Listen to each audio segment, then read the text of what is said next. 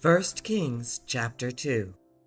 When the time drew near for David to die, he gave a charge to Solomon his son.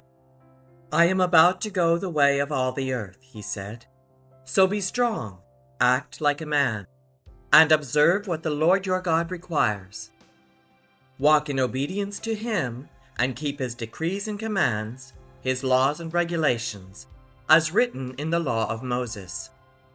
Do this so that you may prosper in all you do and wherever you go, and that the Lord may keep his promise to me. If your descendants watch how they live, and if they walk faithfully before me with all their heart and soul, you will never fail to have a successor on the throne of Israel. Now you yourself know what Joab, son of Zeruiah, did to me, what he did to the two commanders of Israel's armies, Abner, son of Ner, and Amasa, son of Jether, killed them, shedding their blood in peacetime as if in battle. And with that blood he stained the belt around his waist and the sandals on his feet. Deal with him according to your wisdom, but do not let his gray head go down to the grave in peace. But show kindness to the sons of Barzillai of Gilead, and let them be among those who eat at your table. They stood by me when I fled from your brother Absalom. And remember, you have with you Shemaiah, son of Gera, the Benjamite from Bahurim, who called down bitter curses on me the day I went to Mahanaim.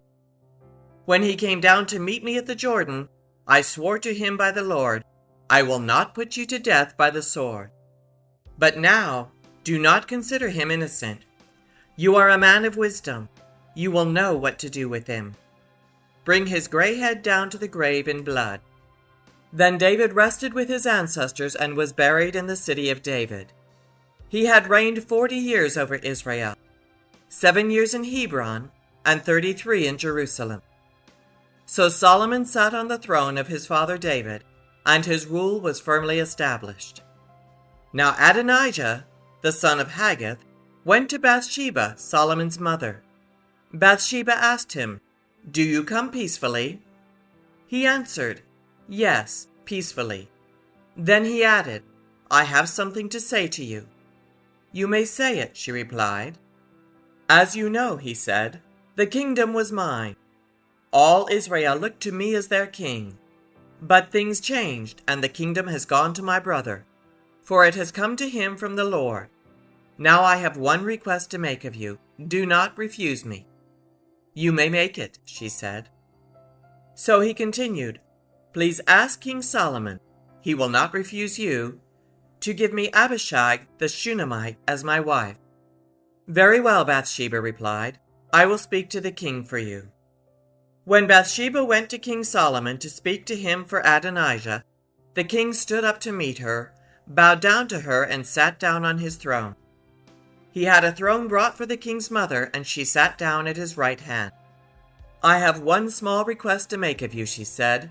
"Do not refuse me." The king replied, "Make it, my mother. I will not refuse you." So she said, "Let Abishag the Shunammite be given in marriage to your brother Adonijah." King Solomon answered his mother, "Why do you request Abishag the Shunammite for Adonijah? You might as well request the kingdom for him. After all, he is my older brother. Yes, for him and for Abiathar the priest and Joab son of Zeruiah." Then King Solomon swore by the Lord, "May God deal with me, be it ever so severely, if Adonijah does not pay with his life for this request. And now, as surely as the Lord lives, he who has established me securely on the throne of my father David, and has founded a dynasty for me as he promised, Adonijah shall be put to death today." So King Solomon gave orders to Benaiah, son of Jehoiada, and he struck down Adonijah, and he died. To Abiathar the priest the king said, "Go back to your fields in Anathoth. You deserve to die, but I will not put you to death now, because you carried the ark of the sovereign Lord before my father David, and shared all my father's hardships." So Solomon removed Abiathar from the priesthood of the Lord, fulfilling the word the Lord had spoken at Shiloh about the house of Eli. When the news reached Joab, who had conspired with Adonijah, though not with Absalom, he fled to the tent of the Lord and took hold of the horns of the altar. King Solomon was told that Joab had fled to the tent of the Lord and was beside the altar. Then Solomon ordered Benaiah, son of Jehoiada, "Go strike him down." So Benaiah entered the tent of the Lord and said to Joab, "The king says, 'Come out.' But he answered, 'No, I will die here.' Benaiah reported to the king, 'This is how Joab answered me.'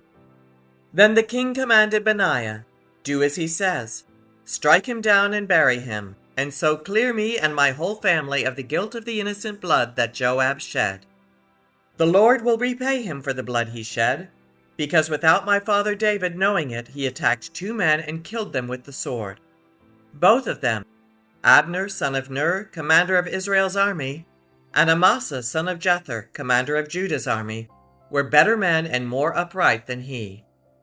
May the guilt of their blood rest on the head of Joab and his descendants forever. But on David and his descendants, his house and his throne, may there be the Lord's peace forever."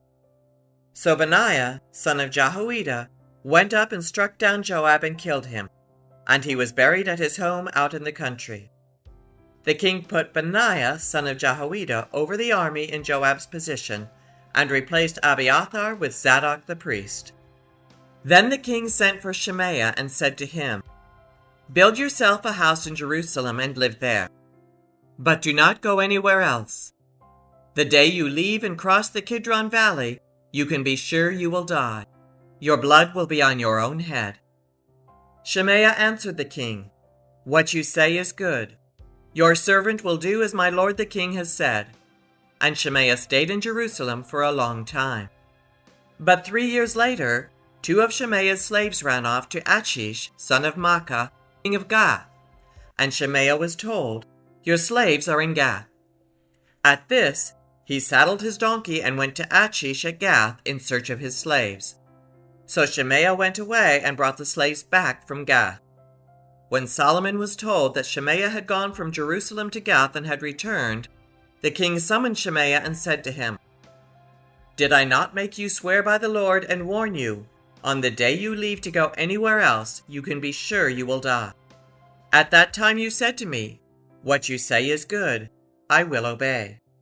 Why then did you not keep your oath to the Lord and obey the command I gave you?" The king also said to Shemaiah, "You know in your heart all the wrong you did to my father David. Now the Lord will repay you for your wrongdoing. But King Solomon will be blessed, and David's throne will remain secure before the Lord forever." Then the king gave the order to Benaiah, son of Jehoiada, and he went out and struck Shemaiah down, and he died. The kingdom was now established in Solomon's hands.